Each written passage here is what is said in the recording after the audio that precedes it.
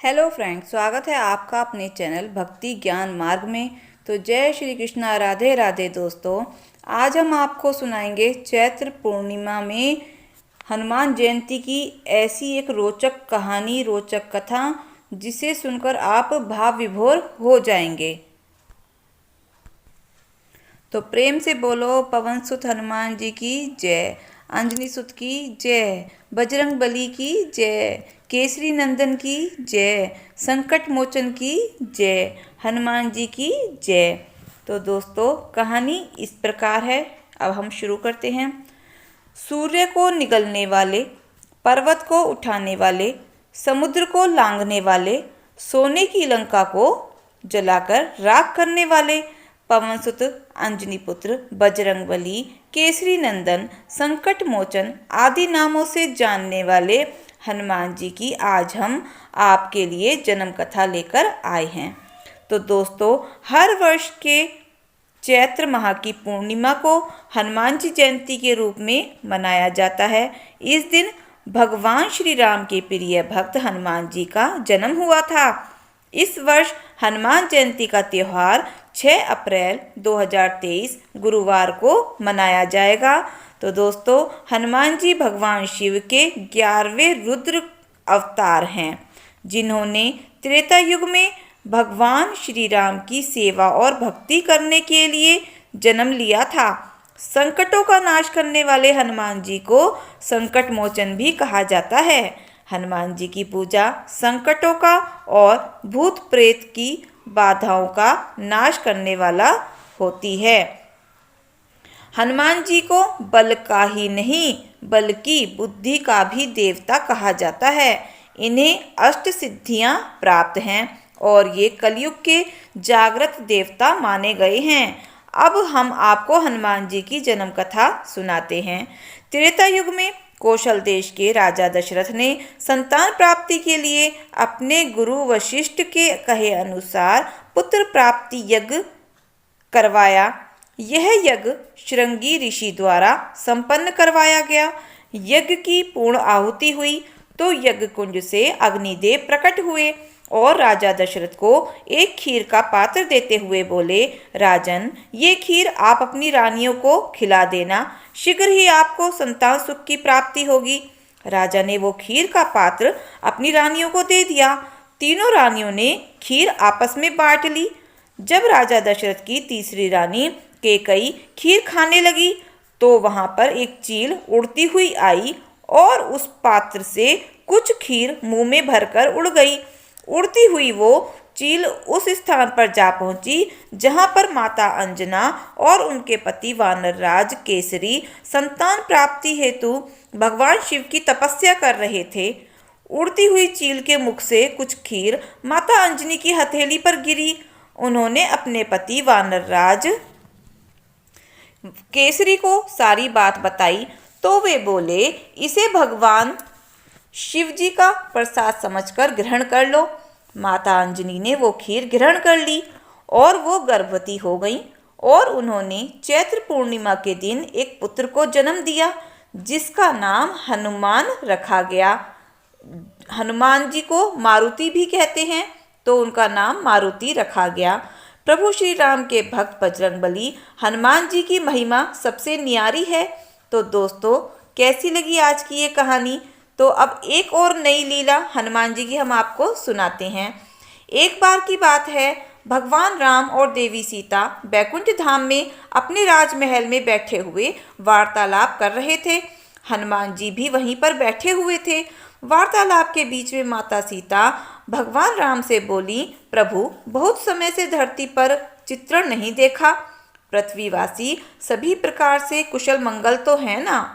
मैं सोच रही थी एक बार पृथ्वी का चित्रण देख मेरे समक्ष अंकित कर देते तो मैं धरती वासियों का हालचाल जान लेती। तभी प्रभु बोले, देवी सीता, आपको चिंतित होने की आवश्यकता नहीं है, मैं अभी आपको धरती का चित्र दिखा देता हूँ। भगवान राम ने हवा में हाथ उठाया और धरती का चित्रण उनके समक्ष आ गया।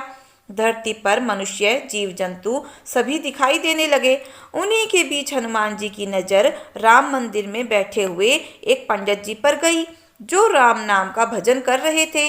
और बोल रहे थे, हे प्रभु, हनुमान जयंती उत्सव आने वाला है। इस बार भक्तों का चढ़ावा आ जाए तो मुखिया जी मुझे अच्छे पैसे दे देंगे, और अगर भक्तों का चढ़ावा कम आता है तो मुखिया जी भी पैसे देने में बहाना करते हैं। तभी मुखिया जी आकर बोले, किस सोच में बैठे हो पंडित जी? क्या विचार किया है कि इस बार हनुमान जयंती पर ऐसा क्या प्रस्तुत करोगे ताकि भक्तों की भीड़ लगी रहे? देखो पंडित जी, अब ये कथा कीर्तन सुनाने से कोई नहीं आता। एक दो भक्तों से कितना चढ़ावा इकट्ठा हो जाएगा ये आप भी जानते हो, और अगर इस हनुमान जयंती पर ज़्यादा चढ़ावा नहीं आया तो मुझे कुछ और ही सोचना होगा। वैसे भी आपकी उम्र हो चली है, अब आप राम मंदिर की जिम्मेदारी नहीं संभाल पाओगे। तभी पंडित जी बोले, मुखिया जी ऐसा ना कहिए, गांव में राम मंदिर की पूजा करते हुए मुझे कई वर्ष बीत गए हैं, और इसी मंदिर के कार्यभार के सहारे मेरा परिवार भी तो चलता है। लक्ष्मी बिटिया की शादी की बात भी पक्की की है। अचानक ये मंदिर का कार्य छूट गया तो लक्ष्मी की शादी कैसे कर पाऊंगा? मुखिया जी कहते हैं, ठीक है, फिर हनुमान जयंती उत्सव पर ऐसी रौनक लगाना कि भक्तों की भीड़ दिन रात मंदिर में आती रहे। फिर मुझे हनुमान जी की सोने की मूर्ति भी तो लगवानी है। इसके अलावा जितना चढ़ावा आएगा कार्य उतनी जल्दी संपन्न हो पाएगा। तभी पंडित जी प्रार्थना करते हैं, हे बजरंगबली, अब मैं क्या करूं जिससे मंदिर में भक्तों की भारी भीड़ उमड़ पड़े? हनुमान जयंती पर अब आप ही कुछ कीजिए, मेरी सहायता कीजिए बजरंगबली, प्रभु मेरी सहायता कीजिए। तब सीता माता बोली, प्रभु मुझे लगता है पुत्र हनुमान को सहायता के लिए जाना चाहिए। तभी प्रभु श्री राम बोले, देवी हम भी हनुमान जी को यही कहने वाले थे। पवन पुत्र, तुम इसी समय धरती लोक पर जाओ और पंडित जी की सहायता करो, उन्होंने तुम्हें सच्चे हृदय से पुकारा है। हनुमान जी प्रभु की आज्ञा से धरती लोक पर आते हैं और प्रभु आज्ञा से ही साधारण मनुष्य का रूप रखते हैं। प्रभु कहते हैं, हनुमान समय आने पर ही अपनी शक्तियों का उपयोग करना। तब हनुमान जी पंडित जी के पास पहुंचते हैं और बोले, जय श्री राम पंडित जी, मैं बड़ी दूर से आया हूँ, क्या मुझे कोई काम मिलेगा? आपकी अति कृपा होगी। पंडित जी बेचारे बोले, इस मंदिर में तो मैं तुम्हें काम तो दे दूं, पर मेरे पास इतनी धनराशि नहीं जो मैं तुम्हें तनख्वाह दे सकूं। तभी हनुमान जी बोले, पंडित जी काम के बदले में मुझे मंदिर के चढ़ावे के फल खाने को दे दिया करें, मेरे लिए तो वही काफ़ी है।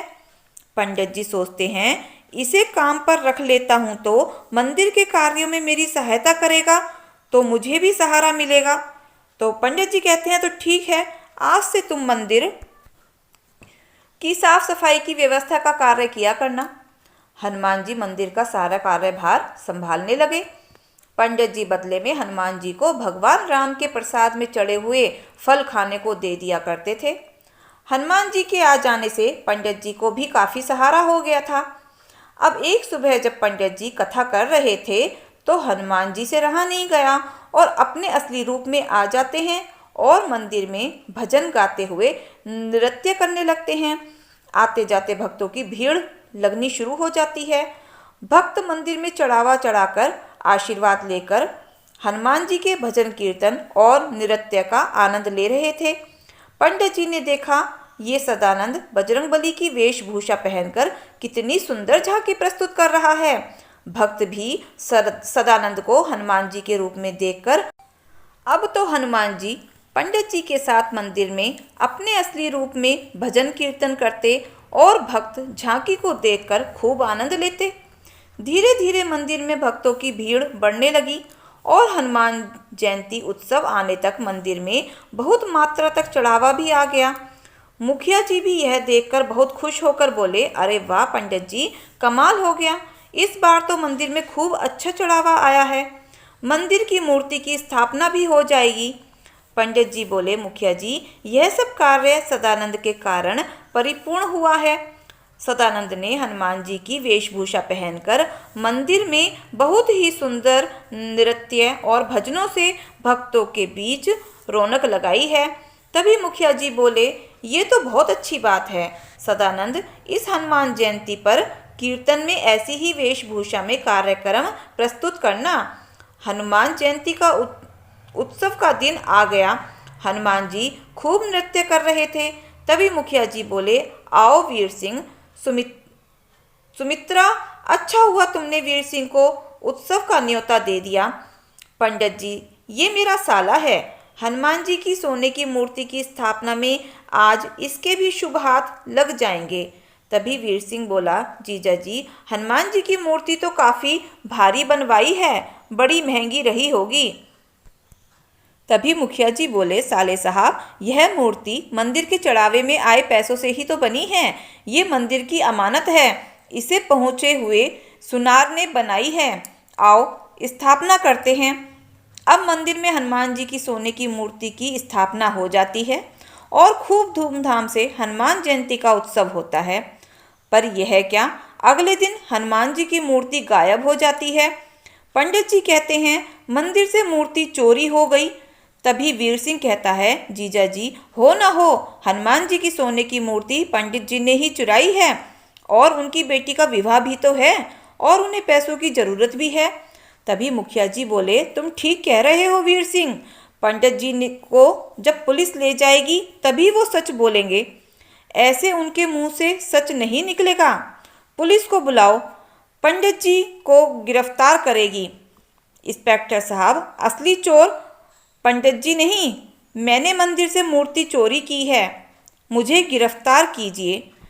तभी वह बोलने वाला कोई और व्यक्ति नहीं, सदानंद था। तभी पंडित जी बोले, अरे सदानंद, ये तू क्या कह रहा है? तू ये सब क्यों कह रहा है और क्यों कर रहा है?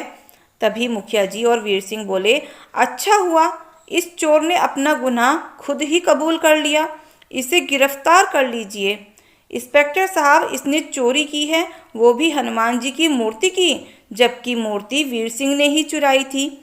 यह सब वीर सिंह सोचकर खुश हो रहा था कि अब इल्ज़ाम सदानंद पर ही आ गया। तभी हनुमान जी वहाँ पर सदानंद के रूप में प्रकट होते हैं और वीर सिंह की पिटाई खूब करते हैं और बोले, तुझे पुलिस के सामने सब सच बोलना होगा कि असली गुनाहगार तू है, तूने ही मूर्ति चुराई है और तू उसे बेचने वाला है। वीर सिंह डरता हुआ और भागता हुआ पुलिस थाने में पहुंच जाता है और इंस्पेक्टर से कहता है, इंस्पेक्टर साहब, मुझे बचाओ, सदानंद मुझे पीट रहा है। वह हनुमान जी हैं जो मुझे पीट रहे हैं, तो मैं अपना गुनाह कबूल करता हूँ कि मूर्ति मैंने ही चुराई है। तभी इंस्पेक्टर बोला, तेरा दिमाग तो ठीक है, सदानंद तो सामने जेल में बैठा हुआ है, तेरे पास कैसे आ सकता है? तो वीर सिंह कहता है, नहीं इंस्पेक्टर साहब, वो मेरे पीछे ही खड़ा हुआ है और मुझे पीट भी रहा है। मुझे जल्दी से जेल में बंद कर दो, मैंने तो अपना गुनाह कबूल भी कर लिया है। इतनी देर में पंडित जी और मुखिया और गांव के सभी लोगों के साथ पुलिस स्टेशन पर पहुंचते हैं और बोले, इंस्पेक्टर साहब, सदानंद ने कोई चोरी नहीं की, उसे छोड़ दीजिए। वीर सिंह अपना गुनाह कबूल कर लेता है। सदानंद यानी हनुमान जी को पुलिस छोड़ देती है। तभी वहाँ भगवान राम और माता सीता प्रकट होते हैं और कहते हैं, हनुमान, अब तुम अपने असली रूप में आकर भक्तों को दर्शन दो। हनुमान जी अपने असली रूप में आ जाते हैं प्रभु आज्ञा से। पंडित जी बोले, हे प्रभु, आप सदानंद के रूप में मेरे साथ इतने दिन रहे, फिर भी मैं आपको पहचान नहीं सका। आपने मेरी इतनी सहायता की। तब हनुमान जी बोले, पंडित जी, यहाँ राम जी की कथा होती है, वहाँ हनुमान जी जरूर होते हैं। आपने मुझे सच्चे हृदय से याद किया था तो भला मैं कैसे ना आता। देखना, अब आपके जीवन के सारे दुख दूर हो जाएंगे। पंडित जी की आंखों में आंसू आ जाते हैं। पंडित जी और मुखिया जी सहित सभी गांव वाले हनुमान जी को सिर झुकाकर प्रणाम करते हैं। उस दिन के बाद मुखिया जी पंडित जी को कभी मंदिर से जाने के लिए भी नहीं कहते हैं। हनुमान जी की कृपा से पंडित जी के जीवन में खुशियां ही खुशियां आ जाती हैं और वो अपनी बेटी लक्ष्मी की शादी धूमधाम से करते हैं। तो दोस्तों, प्रभु श्री राम के भक्त बजरंगबली हनुमान जी की महिमा सबसे न्यारी है। तो आपको ये हमारी कहानी कैसी लगी, हनुमान जी के जन्म की सारी कहानी। और प्लीज़ अगर आपको अच्छी लगी हो तो लाइक, शेयर और सब्सक्राइब करें। मिलते हैं नई वीडियो के साथ। धन्यवाद।